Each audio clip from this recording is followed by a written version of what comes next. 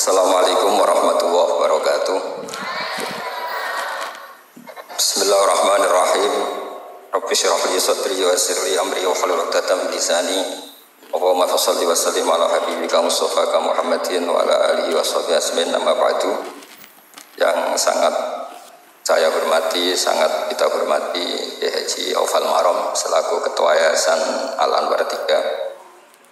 Pimpinan sekaligus pengasuh Anwar 3 Kiai Haji Abdul Ghafur, wonten Gus Iyyid, Mas Najib, dan yang saya hormati semua dosen, adik-adik yang saya cintai. Nah ini alhamdulillah malam ini derajat saya naik senaik-naiknya. Karena seumur-umur saya ini hanya bangga punya guru Mbah Mun.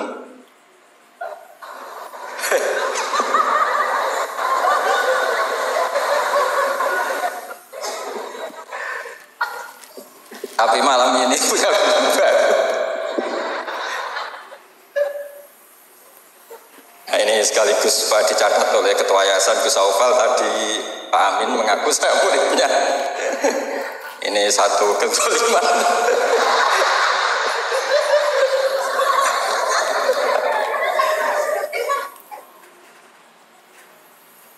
Jadi tapi saya senang ya, karena apa ya, ciri jadi wali itu harus mazlum dizalimi. Jadi saya pastikan tidak balas karena beliau ngangkat derajat saya. Saya tadi pertama bilang murid saya Gus Batu, saya senang sekali, seseneng-senengnya. Karena baru ini malam tersial saya. Saya dulu masih ingat ketika Gus Najih di Mekah terkenal alim alamah karena ngarang kitab. Gus Ghafur tahun pertama bangun muji-muji karena mumtaz di Al-Azhar. Jadi beliau-beliau ini heboh karena karir akademiknya. Kalau Gus Amin karena ngelepas kambing di musola.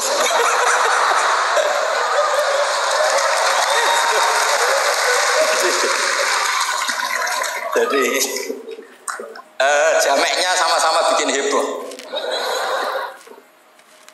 Jadi ya itu saja lah. Niru itu udah bisa penuh ya, sudah niru hebohnya saja. Tadi karena Gus Aufal baru masuk, tadi Gus Aminoto bilang gini, Gus Aufal, dulu Mbah Mun sayang saya sampai dicatirkan istri. Apa Gus Ghafur bisa nyarikan saya istri? Oh bener-bener kefasikan baru dalam.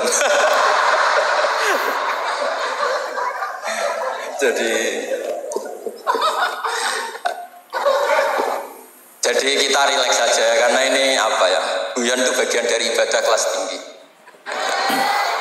Ya ini betul, saya dulu mengkaji sama Gus Ghafur seperti beliau tadi cerita. Di antara kegiatan beliau kalau malam belajar usul fikih, kita belajar bareng-bareng. Di antara pendapat usul fikih yang menyenangkan kita itu adalah mubah itu wajib. Dan itu saya kenang betul. Isma min mubahin ila wa yatahaqqaqu bihi tarku haramimma. Ayatahaqqaqu bisukun tarku qat'i wa bisukun tarku qadar. Pasti Pak Amin tidak bisa. Hafal sebanyak ini tidak bisa. Jadi dia itu pelarian karena ngapalkan gak bisa, ya sudah gojlok saya. Tapi ya tetap tidak level lah, kira-kira gitu. Tidak level, jadi gak level. Artinya begini ya, malam ini kita guyon nikmati suasana seperti ini dengan Gus Ghafur, dengan Gus Aufal. Malam ini artinya kita ada dugem. Malam ini kita ada zina, ada dugem, tidak melihat hal yang maksiat. Jadi mubah itu tarkul haram. Tarkul haram wajib, meninggalkan haram itu wajib. Berarti fi'lul mubah juga wajib. Tapi mubah loh ya, bukan lepas kambing di musola. Kalau itu tidak wajib ya tidak mubah, haram. Tapi di pondok ada adat, kalau yang melakukan itu Gus itu makfu. Jadi kalau di bab najis ya najis makfu lah, itu kira-kira. Artinya khazanah kita cukup untuk menganalisis itu. Saya memang di antara murid yang sering mengkaji Mbah Mun secara fikih.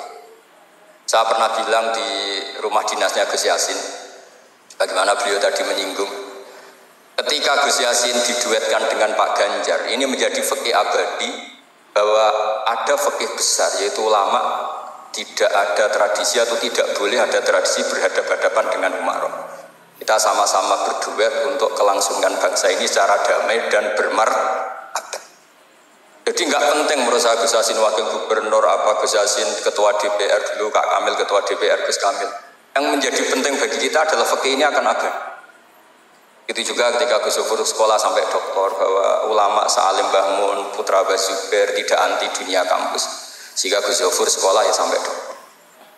Juga beliau tidak anti khusyuk. Tadi kata Gus Iid, khusyuk yang dimaksud Yai bukan terus khusyuk. Karena Yai sering menghentikan manis zada khusyuan zada jalan, terus ada orang kayak Gus Amin. Dia enggak khusyuk, supaya enggak dikatakan bodoh. Itu memang cara beliau melawan makalah itu. Kalau beliau khusyuk kan nanti zada apa? Jalan, maka pura-pura ada khusyuk, selain itu fakta terus ya sudah jadinya seperti itu. Saya itu sering meneliti fikihnya Mbah Mun, mulai yang tadi. Saya masih ingat ketika Yai mau ketemu Bu Mega, ketika mau haji. Yai tindak Jumat, ketemu Bu Mega itu Sabtu, beliau terbang Ahad. Di antara yang dihentikan ke santri-santri, kira-kira gini maknanya, besok saya ketemu Ibu Mega dan ini bagus supaya Indonesia damai karena ulama dan umaroknya ini satu kombinasi antara nasionalis dan religius. Beliau itu paling menghindari kalau Indonesia chaos, kemudian ada dosa yang dulu batu-batu. Kalau chaos itu mungkin potensinya saling bunuh, saling apa. Sehingga ketika melihat Mbah Mun ketemu Mega itu pikiran pertama saya adalah sabut bima, jangan sampai terjadi. Karena biatan pertama Al-Quran adalah wa ittakhadna mitsaqakum la tasfikuna dima'akum. Dan itu beliau melakukan itu dengan cara yang sangat elegan. Ketemu orang yang benar-benar jadi aktor di Indonesia. Siapa yang nggak ngerti Mbah Mun aktor penting dalam perjalanan agama di Indonesia. Mega sebagai simbol nasionalis. Beliau dengan besar hati ketemu. Dan itu kita membaca fikih sebagai bentuk hiknan lidima'il muslimin. Upaya supaya Indonesia itu damai baik-baik saja. Saya tentu belajar banyak dari Gus Yofur ketika menafsirkan kenapa Al-Barjanji itu menjadi mujad. Kata Gus Yofur padahal karangan Al-Barjanji itu tidak besar-besar kayak Sayyid Zabidi yang ngarang kitab.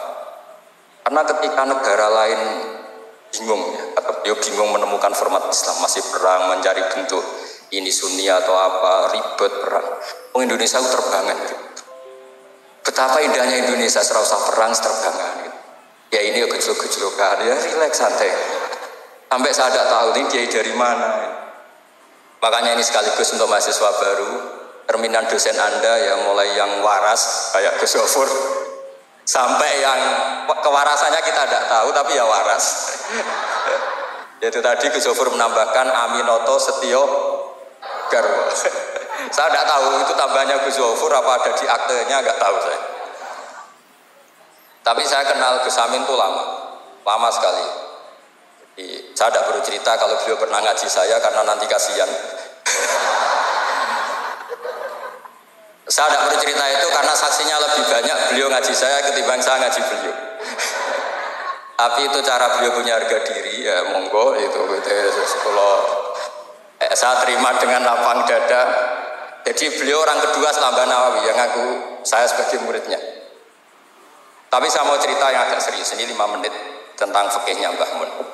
Tadi Gus Said bilang termasuk yang tahu banyak tentang karangan Mbah Mun termasuk tentu saya, selain santri-santri yang saya pernah ditanya Mbah Mun ketika film Masjidin Nabawi ditanya, kenapa kowe Gofur kok ngotot aku seneng nulis? Saya bilang nanti biar cucu-cucu jenengan masih melihat naskah-naskah jenengan. Iya kata beliau.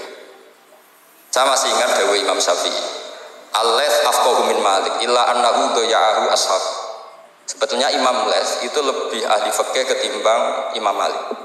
Padahal Imam Syafi'i itu muridnya Imam Malik, tapi fil fikih muji Imam Les. Al-Laits afqahu min Malik illa annahu daya'ahu ashab. Tapi sayangnya Imam Les ini murid-muridnya enggak ada yang benar. Karena tulisan-tulisan Imam Les ini tidak ditadwin, tidak dimudawwan. Maka kita tidak ingin Mbah Mun yang kita idolakan, kita gurukan, kemudian bukunya tidak mudawwan. Sehingga saya, utamanya tentu putra-putra beliau, mulai dari Gus Ubab, Gus Najih semuanya, termasuk Gus Yofur, itu sangat menginginkan beliau itu memang mentadwin ini. Saya beri contoh misalnya begini, kepandaian Imam Les dibanding Imam Malik. Imam Malik ketika ditanya apa saja, sok ahli Madinah, juga kailu ahli Madinah, semuanya bilang ahli Madinah.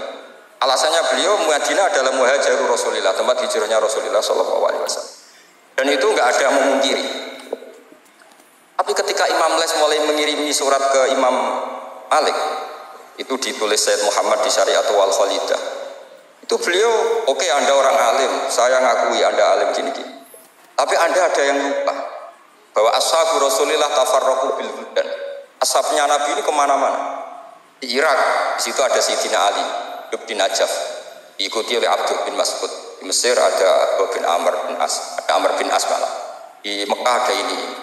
Dan semua mereka ini menciptakan satu kultur, dan kultur itu tidak sejengkal pun beda dengan yang ditanamkan Rasulullah Shallallahu Alaihi Wasallam. Maka tidak bisa dikatakan kalau kultur itu harus kulturnya orang Madinah. Gitu. Ini naik pangkat ini. Seorang guru melayani muridnya.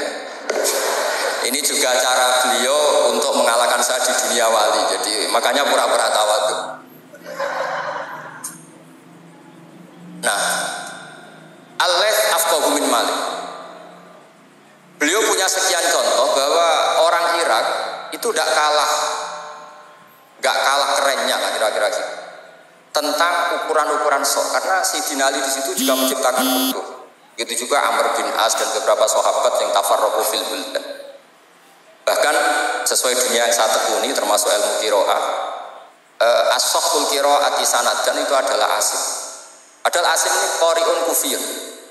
Kenapa? Karena setelah Imam Asim ada Abi Abdillah Abdurrahman As-Sulami, setelah itu Sayyidina Ali.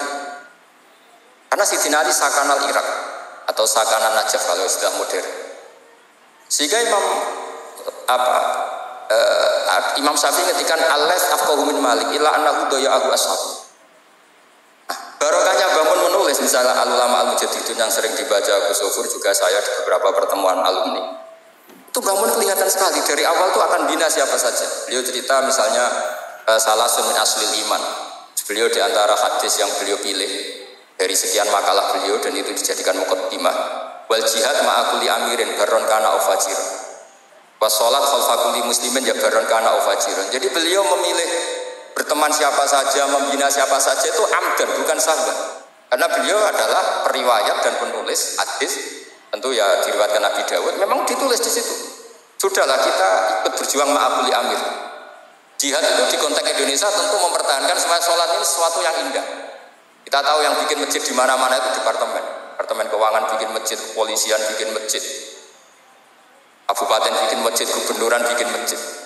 Itu kalau nunggu bisaronya Pak Amin dari sekian nggak jadi masjid, yakin. Untuk rokoknya saja mungkin pas-pasan.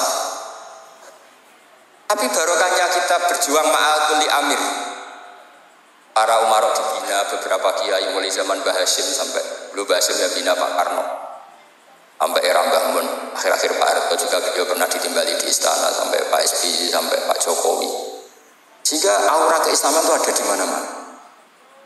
Departemen berkebutuhan ngaji. Bahkan Gus Sofur pernah cerita, saya pernah beliau diundang di kantor pusat PD untuk ngaji. Gak kebayang. Pertama Gus Yassin daftar di KPU yang ditanyakan Bang Gue tenang, mau ngimami sholat sampai Pak Ganjar. Nggih, Mbah Mun seneng sekali. Jangan kira senengnya Mbah Mun karena jabatan, seneng dia.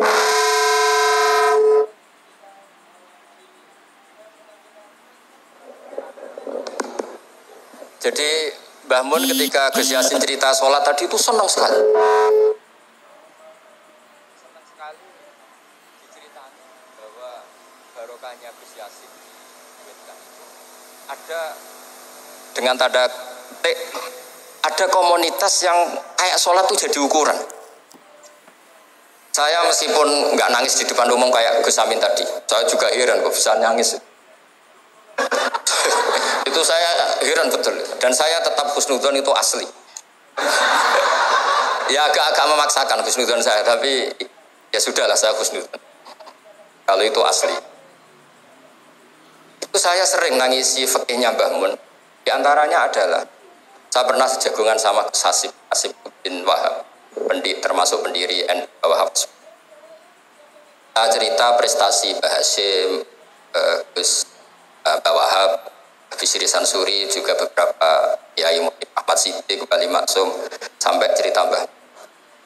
Bahwa para kiai ini berhasil menciptakan satu entitas agama menjadi tolok ukur.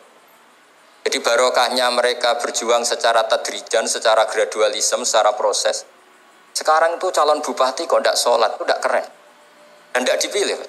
Gubernur kok terkenal tidak sholat, itu pasti tidak dipilih. Artinya kiai ini berhasil, bahkan nilai-nilai politik pun harus bersama nilai-nilai apa? Agama. Pejabat kok ketahuan selingkuh itu habis. Artinya nilai-nilai yang menurut agama mungkar, satu hal yang buruk, itu juga buruk di perspektif politik Indonesia. Jadi kayak, dan itu tanpa bikin negara ini terus kayak jadi negara Islam. Kurang apanya coba ijtihad guru-guru kita yang luar biasa. Saya pikir sampai di sini aja, nanti moderator biar balas saya supaya saya lebih madlum lagi. Semakin madlum semakin derajat saya akan naik. Dan monggo Gus Amin kalau mau memadlumi saya persilahkan, karena saya ini kan sudah terlalu kuat lah, kayaknya agak ngefek. Tapi monggo lah, kalau artinya ini sekali-kali saya ngomong serius. Jadi dulu nyuwun sewu, kita pengajian saja harus lapor, harus izin, bahkan ada istilah SIM, surat izin mubalek ya, namanya juga SIM.